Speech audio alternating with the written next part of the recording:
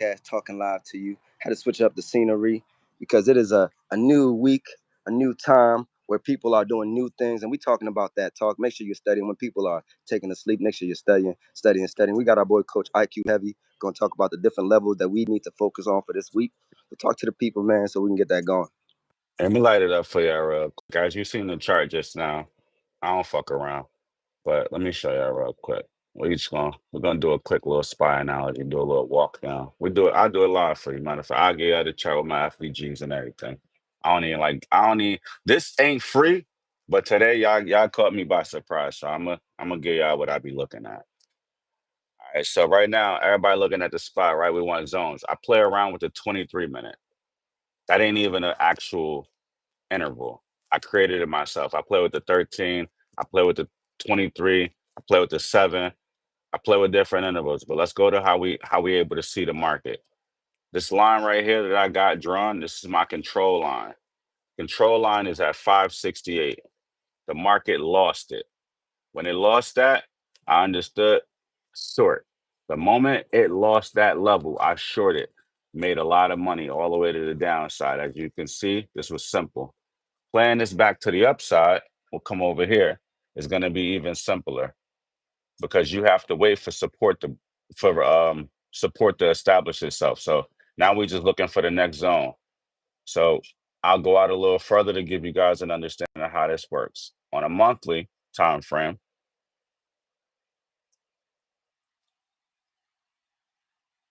that's your control line. What you're seeing right here on a monthly is the control line is sitting at 442 on the SPY. So we have the ability to fall from where we currently are, right there, all the way down to 442. That's on the monthly. Are we closer to that? Let's figure it out. We go to the weekly. The weekly pulls us to the last support we came from. That was 518.54. So our control line is 518.54. We are currently in bearish territory because we are in a downtrend. Because again, we lost a 568. So then we come down to the daily. Sorry if this is too fast for you. This how easy I'll be able to scalp in the market. So now that we understand what the control was. Now the next control is at 604. We lost the control at 604 and we're sitting right here. But these are my zones. So now if we want to use the FVGs, we'll get a little wider. Hold on. So you understand where it fell from and where it needs to get back to. So as long as right here in real time, we'll plot that in real time. So we bring it to the bottom of the wick.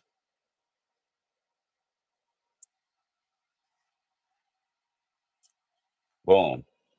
That line I just made in the sand. That's our line in the sand, people. 549. You lose that level, and oh man, we know where she falling because we just seen it on the monthly, or on the weekly. I'm sorry. We lose 549, and guess what? That's the line I just drew right there. So now that we realize that we lose the 549, she gonna come all the way down to 475. That's how simple this is. But that's if we lose it. If we don't lose it, which we didn't right there, because I'm showing you that on the weekly, that's just a wick. So it never was a full body structured candle. That was a wick. And then the next one was a higher wick.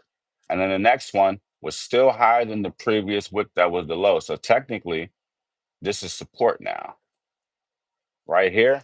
So what I do in this situation, you bring up your tools. So where I'm at with my indicators, you wanna bring up your tools real quick. And right here, you mark this out as support. Now we understand that that's going to be the level we want to be buying at for us to get back to the upside. Now we could go a little lower, but if we do, it's only to retest the 549. So if you get it back to 549, I'm an avid buyer at 549. Now you could be gloom and doom and think we're going into a recession right now, and you can start shorting the market crazy and think we're gonna fall all the way down to 474. But if that happens, I'm a super buyer because the Fed has to step in, and it's called a Fed put, and they'll print us out of that recession because they can't have that because that'll destroy the economy. So if you understand the economy, we won't go any lower than this because unemployment isn't doing bad. And the Fed said they got a lot of reserves. So at the end of the day, we'll sit right here in a chop zone, I would imagine, and we'll chop until we gain support based off of this chop, which will be support and resistance around this 549 to what we at right now, 555 area. That'll be our chop zone for accumulating. And then when we take off, we're going back to the control line. Sorry, let me get that off my chart. We'll be going back to the control line. Hold on. My bad. Get that off.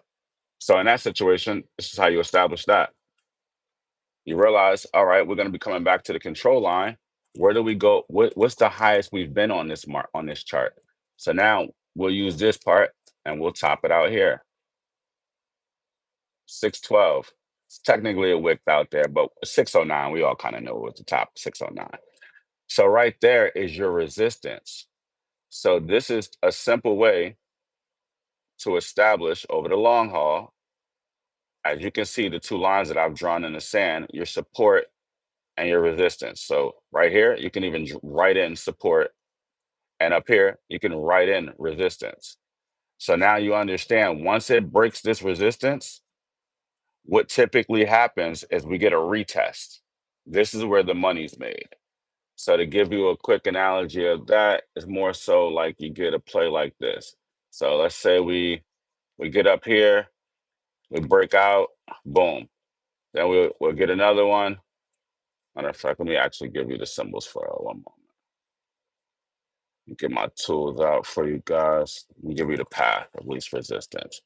So say we right here, come down, come up, come down, come up, come up, come down, test the line, come up, come down, test the line, break out. Once you break out, you come back to retest. When you get a retest, you buy off the last support. And normally at that point, we get price discovery and she's going to take off. So we're going to get an all time high for the end of the year using the SPY for sure. So at that point, you understand you can open up leaps. So at the bottom of these trends here, instead of getting small calls, you get leaps for the end of the year and you'll be up. Simple math. And that's just playing around. That's It's cooking. all That's cooking. speculative. None of this is financial advice, i.e., donuts and You know we got crayons. to say that for the Instagram, YouTube bots. Yeah. Make sure y'all taking notes, man. Like, share, and subscribe because we talking that truth, man. Asking questions to the coach. Make sure y'all write y'all questions that you got going. We saw somebody say, GM, happy Saturday, man. Happy Saturday to you too, man. Talk about that talk. We know the market was doing a little downturn, but like my bro Chris saying also reminds us too, man. You know your levels will change your life, and so this is also Hmm. part of that 100K challenge. So we got to start at where we at, starting things to the next level. I know people at that 10K, people at that 5K, at that 1K. So we even just taking the account challenge, just started in as small as $50. You can really make a lot of plays work. Really, my bro Ivan broke it down to me best. It's all about risk management, what you're putting into the market. Risking hundreds of dollars to only make a couple of dollars. That ain't adding up. And so we have to look at the long term protection of our investments. And to my bro's point, one way to do that is increasing the time horizons of your trade. So talk to the people in terms of that small account challenge. What are ways that people can minimize their risk and still maximize their gains? Yeah, so you just want to take some, you're taking level to level. So in this situation with the trade, for what I was showing you guys initially, we're at 555 currently. And the level we had was where it stopped is five, it literally closed at 555 at the bottom. Opened at 555. It closed at 570. So that was one candle that went from 570 down to 555. So what I would recommend is calls for mid-April and mid-May on the SPY right now.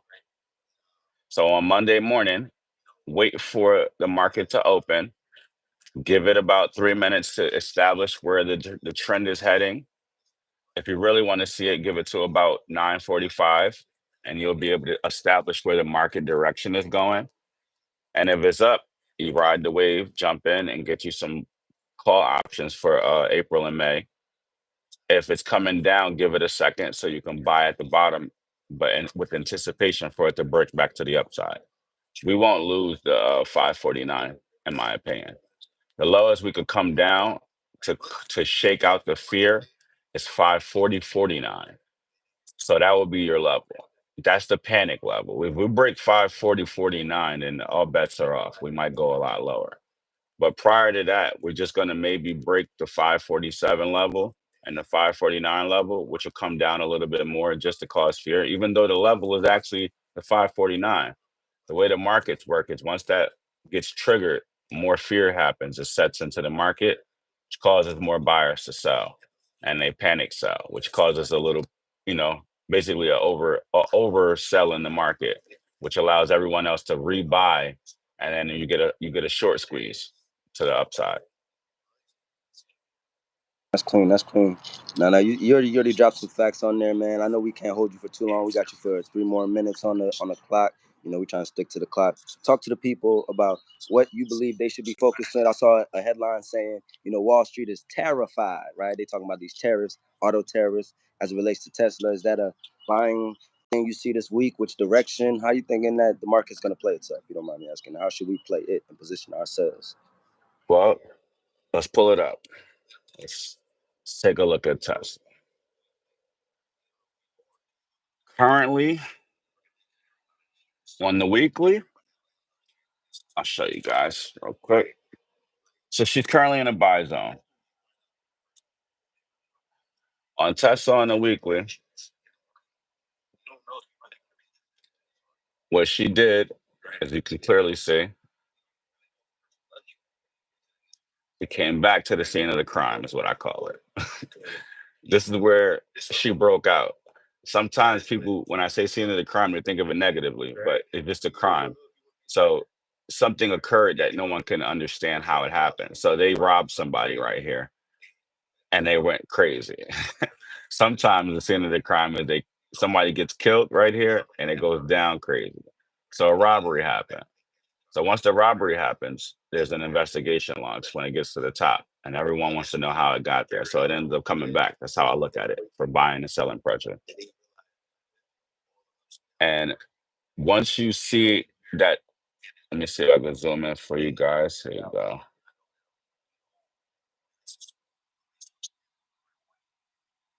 Okay, we want to look at this right here.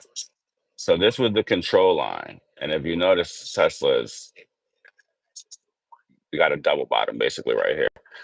So at 221, 216, 221. That area is a good support for her. I'm gonna move these lines to get them out your way for you. Obviously, this was a good support. She just bounced off of it. This is my previous line of 246. So now that she did what she did, she created a gap though. I don't know if you guys can see it on the weekly. Right here, there's a gap in between it. And all she did was go up to 250, 264. The wick is what got her to 291, which is not validated. So technically, that didn't happen. This happened. So 264 is where she got a break out of. But based off of what I'm seeing on the chart, what I would do is I give you 264 as the level. And then right here, I'm expecting her to come back down to retest this candle right here. So 252. So expect more down pressure in the market first before up pressure because Tesla's a good indicator of reading the market. Tesla goes down before the SPY and then it goes up before the SPY. So it's almost like you can front run the SPY. Com- com- you can comprehend how the SPY is going to move based off of Tesla. Sometimes, this isn't always correlated, but sometimes they tend to move like that. So in this situation, your zone is between here. So my buy zone, I would say, is at the bottom of the last candle, which is 257. And look for it to come down to 252 so you don't miss it. If you want to play in between, I'd say 255. But those are the levels I'd be buying at, looking at it on the weekly. Coming back to the daily, she's below the support line that I hold, which is 272. So then I look for where she previously came from, which I already have a support at 216. So Tesla can have the ability to break down all the way down to 216. Because if you notice, she had one Doji green candle in here. The rest of these were pretty much red. So she's technically still in a downtrend. She's not in an uptrend. She just, that's what I'm giving you. She got her ass beat. She broke down. She just went sideways, showed you the ability to start to come out right here. So now she's gonna come retest the bottom of her low range. So this is what I look at right here. I'll give you something. So right about here is the zone for the bottom for me. So I can see that that's clearly her floor based off of me looking at the daily on that situation. So let me move it over. So now that you see the candle just touched it, I know that it could chop all the way down into this zone. So 225. I wouldn't go any lower than 225. She should if she go lower than 225, then she lost a critical support level that she was trying to reestablish right here. So right now, this would be ideal around 234 test. 234.07 would be the test because every candle up here didn't give her the ability to really break, and she made a gap here. And right now, she's clearly coming down on the daily to fill that gap. So the gap is around 249 to 234. So that's your entry. And then we can come down to the Good. 23-minute to see what I just did on the chart and see where that whole range is below it. So right now, she's sitting right on this line where she might come back up because she's playing with the line now. This is what she's trying to do. Break above this line. Once she gets above this control line, the green line, she'll do this again. Back up here. 290s, other ranges. So for her to get back to the 290 range and all of that, she has to break that green support line. Right now, she's a little bit below it, but as you can see, she does have areas to bounce from. First bounce, 252. Next bounce, sorry, yeah, 252. Next bounce, 247. Next bounce, 234. Next bounce, 217. So those are your levels for Tesla. And if you know the levels, you already know the levels to the upside because you just pull it back to the daily. Actually, sorry, pull it back to the monthly. So right when we circled this, remember, we just did this on the smaller time frames. So it's ironic that we did all of that on the smaller time frames, and now we can see it on the bigger time frame as it circled the wick that didn't really exist. See how funny that is? So technically, it doesn't have to come down there at all, but those are the levels. And it's actually on the monthly above the control line. So on the monthly, we're actually still bullish. So right here, I'd anticipate a bounce off the control line of where we currently are. Maybe come down, scare everybody with another wick just to, make it look good. And then we'll get a V-shaped recovery out of here to go back to the demand zone right here to retest this support area, which is 400. So Tesla is bullish all the way going to 400 right now. This is an easy buy-in zone. But the last zone to the left of it, you can clearly see right here. Let me move it over. The last Right. zone right here to the left of it was the support, and then it went up. It came back down, but we won't hit the bottom of it. So this is the area right here, and then we break out to the upside, 90-degree angle. Yeah, yeah. Make sure y'all taking notes, man. My bro just dropped them gems. I know y'all caught that, man. Because you know your levels, man. You know how the game go. It's always what you got to do in order to stay ahead of the curve. We appreciate you putting us on game, giving other people something to look for the week. And so we just want to leave y'all with. Make sure that y'all join that Lovepreneurship podcast, our trading group, because we do this, making sure that we taking people to the next level. Join that to small account to challenge in to your own add way. one in there for y'all for the easier small account challenge, just to give you a second alternative. Go with Amazon. Amazon is seasonally. Seasonally, this has nothing to do with the market. This is how seasonally it works. So sometimes this is the way you outperform the market when the market is doing historically bad. Amazon's trend is April and May. If you buy calls right now when it looks doom and gloom for Amazon, I can guarantee you in April or May, you'll be reaping the rewards of those calls. Say less, Amazon's a man. guaranteed winner. They don't miss in April and May. Say less, man. It's game time. It's game time. Make sure y'all tap in, man. Do the thing you need to take your account to the next level, your portfolio, your family, because this is the way that we do it to make sure that we are putting ourselves in the position of liberation, man, because this is how we make our grants. So we appreciate you dropping that game, Brody, man. And so on that note, we're going to Look, close out. tell them the mentors got mentors too. We be out here. Yeah, so keep studying. Make sure y'all keep charting them charts. You know what I'm saying? Don't let the charts chart you. You did. One love, one land. Let's get it. Yeah.